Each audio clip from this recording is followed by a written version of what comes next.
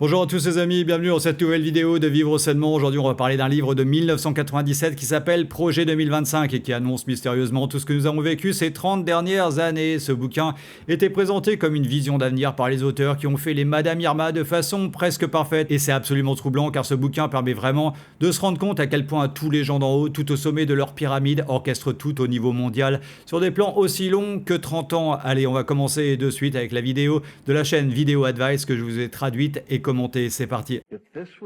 Si cela avait été prédit il y a 27 ans, c'est que quelqu'un était au courant de quelque chose. Accrochez-vous bien car ce que vous allez entendre est effrayant. En 1997, un groupe de futurologues financé par un groupe de réflexion de Washington DC et plusieurs agences gouvernementales à 3 lettres a écrit un livre sur ce à quoi le monde pourrait ressembler à l'avenir. Et quand on regarde ce qu'ils avaient prédit à l'époque, c'est d'une précision troublante. Voici le titre du livre, 2025. Scénario de la société américaine et mondiale remodelé. Il y a remodelé par la science et la technologie. Vous savez ce qui est si fascinant là-dedans? Ce rapport a été publié il y a 27 ans, en 1997.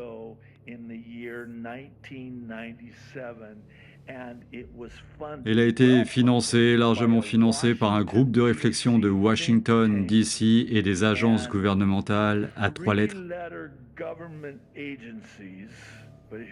Mais voilà le truc. 1997, il y a 27 ans. Et ils ont écrit un livre de 502 pages sur ce que serait le monde. Un livre de 500 pages rempli de dizaines de prédictions. Et selon certaines estimations, près de 90% d'entre elles semblent correspondre à ce qui s'est finalement produit. Et celles qui ne se sont pas encore réalisées sont peut-être plus proches que nous le pensons. Car les prédictions restantes portent sur des événements tels que la Troisième Guerre mondiale, une famine massive, une crise mondiale et bien plus encore. Mais plutôt que de passer en revue la liste, écoutons ce monsieur l'expliquer lui-même, car c'est en fait ainsi que j'en ai pris conscience pour la première fois en regardant l'une de ses vidéos. Bon, vous êtes prêts pour la liste? Des pandémies de maladies virales à mutation rapide. Des vaccins développés génétiquement. Bon alors comme vous l'avez certainement déjà remarqué, là on était en plein dedans avec le Covid, on est malheureusement toujours dedans avec les vaccins ARN messagers, ou bien que des études in vitro aient montré que l'ARN messager vaccinal peut entrer dans le noyau de l'ADN humain via la séquence Line 1, eh bien il y a quand même plein de nouveaux vaccins ARN messagers pour le cancer et la grippe, entre autres, qui sont sur le point de sortir très bientôt, et devinez quoi, ils ont exactement le même point commun. Ils n'ont fait absolument aucun test génétique pour savoir s'ils pouvaient endommager notre ADN humain. On nage totalement en plein film d'horreur, c'est du Frankenstein. On continue. Des cartes d'identité intelligentes, 1997. Et vous pouvez faire vous-même les recherches les plus approfondies. Il l'avait prédit, non pas pour 2025, mais d'ici 2020, que les gens travailleraient virtuellement depuis chez eux.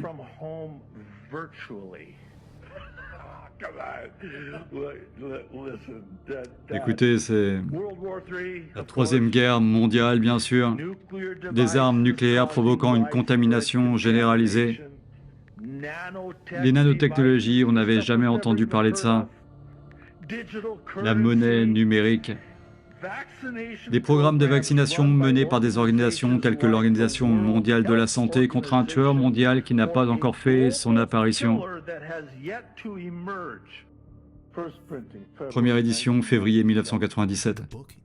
Ce livre existe bel et bien, vous pouvez le trouver, vous pouvez le lire, et ce ne sont pas là des interprétations farfelues. Maintenant, j'aimerais croire qu'ils n'ont pas raison sur tout, mais nous verrons bien. Nous allons plutôt nous concentrer sur les prédictions les plus importantes qui ne se sont pas encore réalisées, car nous savons déjà ce qui s'est passé. Ce qui est bien plus intéressant, c'est ce que ce livre laisse entendre qui pourrait encore arriver, alors commençons. J'aurais maintenant partagé avec vous certaines des idées que les personnes avaient déjà au milieu des années 90. Je le répète, il s'agit d'un groupe de réflexion très bien connecté à Washington. Ils sont financés et collaborent avec les grandes entreprises, la classe dirigeante et l'Agence nationale de sécurité. En 1997, ils ont publié ce livre intitulé de manière créative 2025. Et regardez ça. Dans les remerciements, nous tenons tout d'abord à remercier les sponsors, les personnes et les organisations qui ont rendu possible le projet original 2025 à l'origine de ce livre. Comment l'ont-ils appelé? Ils l'appelaient le projet 2025. Ce livre a été publié en 1997. Le projet lui-même était dirigé par le futuriste James Canton, conseiller en technologie, sécurité nationale et prévisions économiques. Et ce qui attire vraiment l'attention, c'est la section des remerciements du livre, car les auteurs remercient ouvertement des organisations qui ont contribué au financement des recherches initiales sur lesquelles ils s'appuient. Les grandes entreprises, les sociétés technologiques, les sous-traitants du secteur de la défense, les institutions politiques, autant d'organisations qui ne se contentent pas d'observer les tendances, mais qui influencent souvent l'orientation des technologies et des politiques. La question qui se pose est la suivante: s'agissait-il simplement d'hypothèses éclairées ou avait-il accès à des projets déjà en discussion à huis clos? Quoi qu'il en soit, voyons ce qu'ils avaient prédit. 10 choses à attendre si ce projet 2025 datant du milieu des années 90 s'avère correct concernant les éléments restants qui ne se sont pas encore concrétisés. Et avant de les énumérer, je tiens à rappeler que ce ne sont pas juste, vous savez, des idées lancées au hasard pour voir ce qui colle. Je veux dire, on a un taux de réussite de 90% ici, mais ils ne sont pas tout à fait dans le vrai non plus. Mais c'est parti.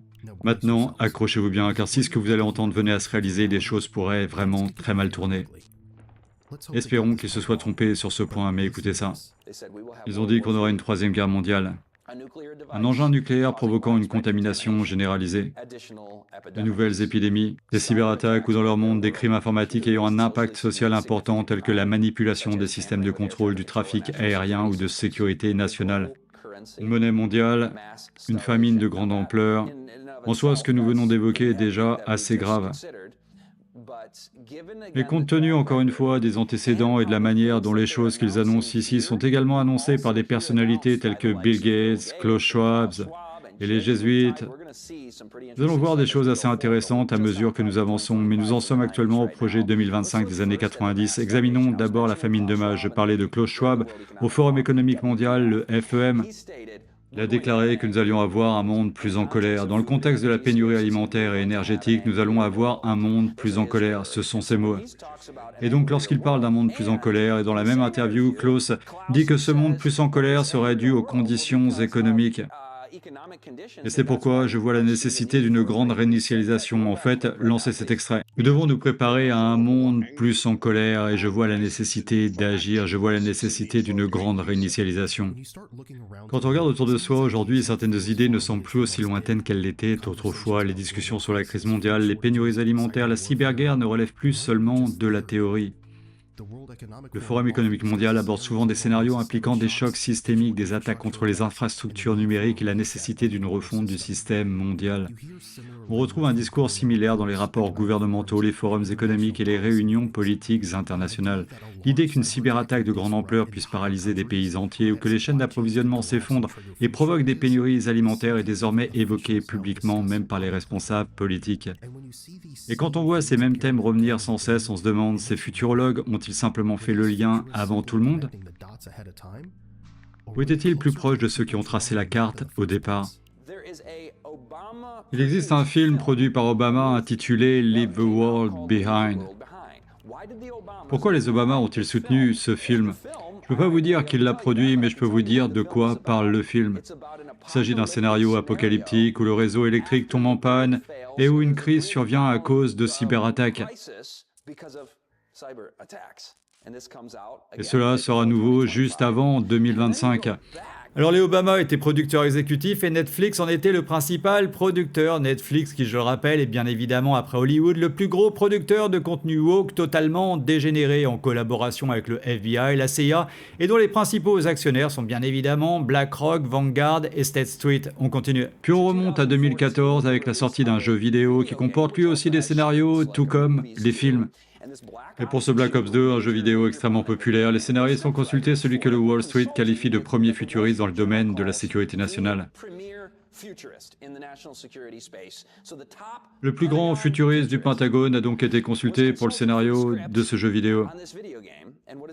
Et quel est le scénario de ce jeu vidéo? Eh bien, le but est d'empêcher une cyberattaque dans le contexte d'une nouvelle guerre froide avec la Chine. Et devinez en quelle année se déroule ce jeu vidéo? Encore une fois, ce jeu est sorti en 2014 et l'histoire se déroule en 2025. On commence donc à voir se dessiner une sorte de schéma, n'est-ce pas? N'est-ce pas un peu étrange que ce film soit produit par les Obama? Je veux dire, pourquoi ce sujet? Et pourquoi maintenant? Et pourquoi entend-on parler de plus en plus souvent de ce genre de scénario?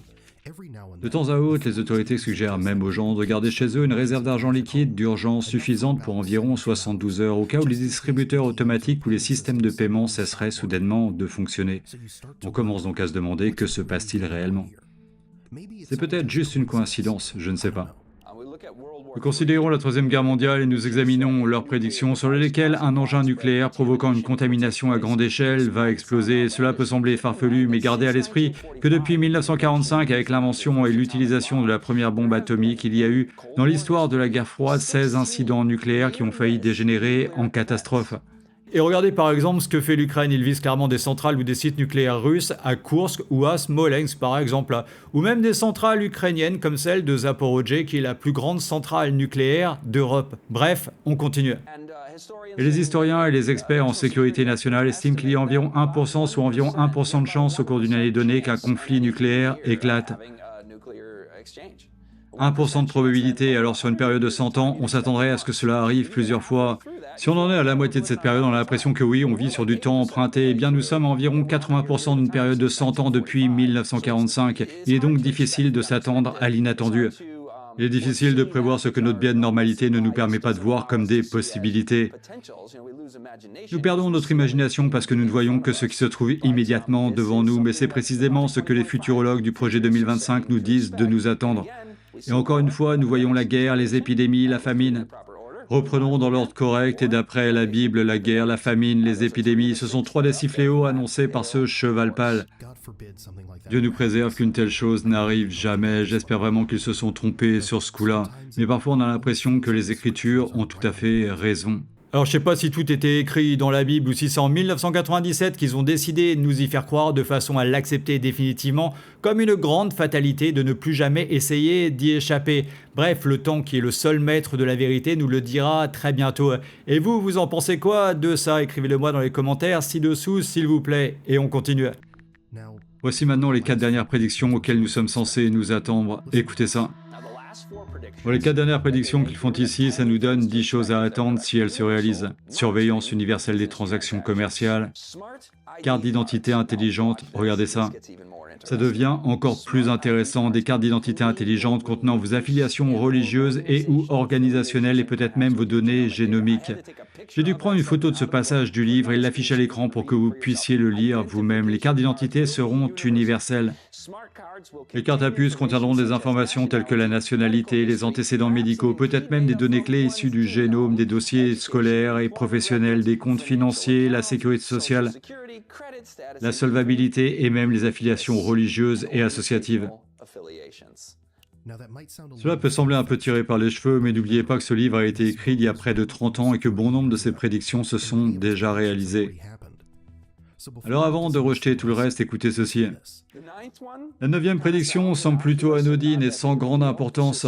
Il s'agit simplement du fait que la sécurité sociale ne sera accordée qu'en fonction de ses besoins. Le terme technique pour cela est condition de ressources pour les transferts sociaux ou autres formes d'aide sociale. La condition de ressources signifie que seuls ceux qui en ont besoin en bénéficieront, et ils prédisent que ce sera le cas pour la sécurité sociale.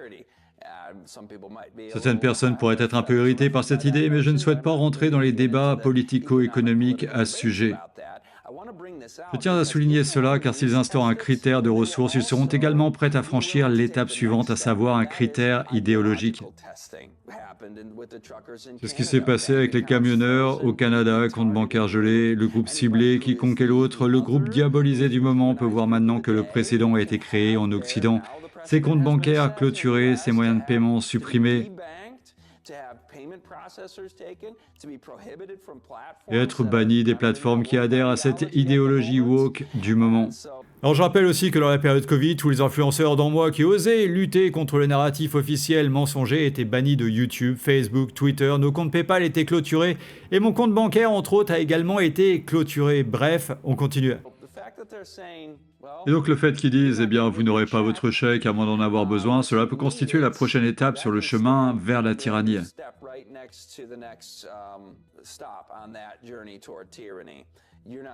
Vous n'allez pas recevoir votre nourriture, on ne subviendra pas à vos besoins dans un contexte de pénurie et de famine. Maintenant, je ne sais même pas lequel est le plus effrayant, car honnêtement, ils sont tous terrifiants. Mais cela semble devenir plus clair, n'est-ce pas? Ils ont écrit sur ce genre de choses il y a près de 30 ans et aujourd'hui on retrouve sans cesse les mêmes thèmes partout, dans des films, dans des jeux vidéo. Certains appellent cela de la programmation prédictive, l'idée selon laquelle certains scénarios sont d'abord introduits dans la culture afin que lorsqu'ils finissent par se produire, nous ne soyons pas trop surpris. Bon, je ne fais aucune affirmation ici, mais on commence à remarquer que des conversations similaires surgissent partout. Des technologues qui parlent de l'avenir, même des gens comme Elon Musk discutent d'idées telles que le revenu universel de base. Certains milliardaires construisent discrètement des bunkers souterrains, et de plus en plus de signes apparaissent en même temps. Alors, que se passe-t-il réellement? À quoi se préparent-ils? Que savent-ils que nous ignorons? Quoi qu'il en soit, continuons, car ce qui suit est très intéressant. Et cela nous amène directement à un autre sujet, alors que nous en sommes au numéro 9 concernant la société Deagle. Il s'agissait d'une importante agence de renseignement citée et utilisée par Stratfor, qui est probablement la plus grande société mondiale de renseignement qui existe. Et Stratfor cite Deagle. Ils sont donc un acteur majeur dans le développement de la publication de renseignements. Et ils ont prédit que d'ici 2025, il y aura une réduction, regardée en rouge, de la population américaine qui passerait de 327 millions à 100 millions. Et le PIB passerait de 60 000 $ par personne à 24 000 $ par personne. Maintenant, cela ne veut pas dire que cela va se produire, mais c'est une prévision assez alarmante. Pourquoi diriez-vous cela? Eh bien, c'est dans le contexte de ce dont nous parlions ici. Il s'agit de famines massives, de monnaie mondiale, de guerres majeures, d'épidémies et de cyberattaques. C'est là que l'on assiste à des réductions massives de la population et à un effondrement économique. Mais j'adore leur petite clause de non-responsabilité ici. D'abord, attention, ce n'est pas la clause de non-responsabilité, celle-ci figurera sur la diapositive suivante, mais il commence par dire ceci: l'effondrement du système financier occidental anéantira le niveau de vie de sa population, tout en mettant fin aux systèmes de Ponzi tels que la bourse et les fonds de pension. Gardez à l'esprit que les prévisions qu'ils ont faites ici ne sont rien de plus qu'un modèle qui soit erroné ou correct. Voici leur clause de responsabilité. Ce n'est pas la parole de Dieu, ce n'est pas la parole de Dieu, ce n'est pas un appareil magique qui nous permet de voir l'avenir. Maintenant, si vous planifiez l'avenir et annoncez à l'avance ce que vous allez faire, alors ce n'est pas une prédiction. Mais ces gens-là ne font que des prédictions et ils disent, vous savez quoi, c'est erroné. Cela pourrait ne pas se passer aussi mal que ce que nous voyons, ce qui me rend heureux de cette situation d'une réduction de la population de cette ampleur et d'un effondrement économique.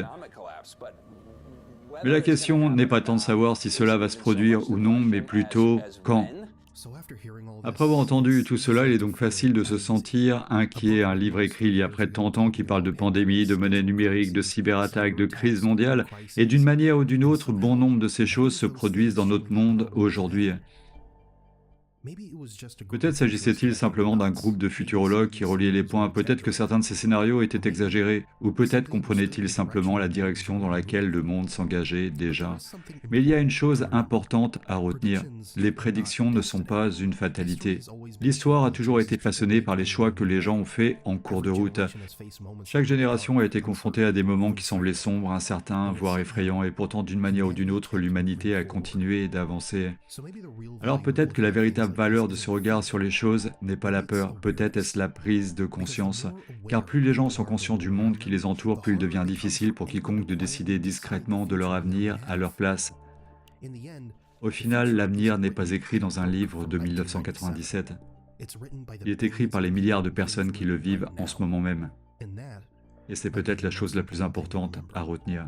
Voilà, je pense que le message est très clair, mes amis, il n'y a absolument aucune fatalité, nos vies sont vraiment entre nos mains et c'est à nous maintenant d'écrire notre histoire et de choisir notre avenir, pas à tous ces criminels tout au sommet de leur pyramide. Il est grand temps de secouer la base très vivement pour pouvoir les faire tomber et reprendre notre destin à tous en main.